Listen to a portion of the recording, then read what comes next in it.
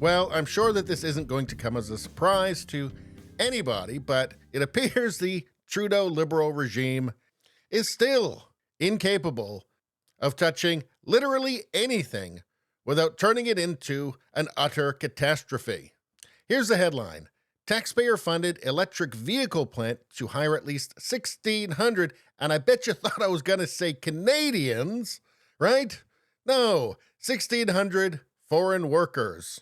Because this is what happens when you elect a drama teacher / part-time snowboard instructor to be your prime minister.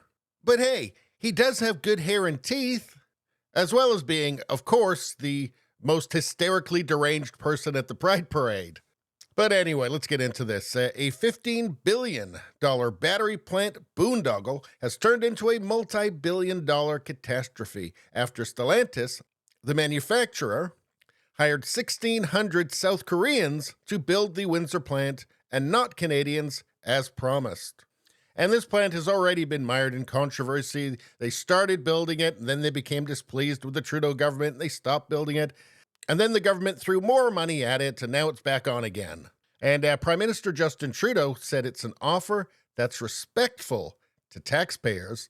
Well, if you'd guessed at the time that he was lying, well, you'd be right, but you're right any time that you say that Trudeau's lying, so it's pretty easy. And this is from Rebel News. It says, Cabinet Monday confirmed that they began issuing foreign worker permits to build the Windsor, Ontario plant despite Prime Minister Justin Trudeau promising to create Canadian jobs, as reported by Blacklock's reporter. On March 23, 2022, Trudeau said his government would create middle-class jobs for Koreans. And I guess we're just going to have to edit this on the fly here to correct it.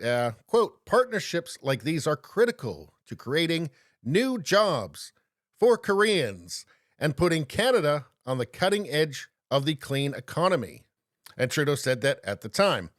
Quote, by working together, we are creating thousands of new jobs for Koreans. See, he left the whole for Koreans part out when he was selling this for some reason. Let's see, on January 17, the Prime Minister said he would stand with Korean workers every step of the way. Now, I have to say, considering this is the Trudeau regime, that it's entirely possible they didn't know anything about this. Because it does seem pretty clear at this point that this is the most incompetent administration in the history of Canada, and that Trudeau is the worst prime minister in Canadian history. Anyway, but a November 16 statement by the Windsor Police Service countered that promise, Trudeau's promise of getting Canadian jobs, stating they, quote, look forward to the South Korean workforce coming to Canada.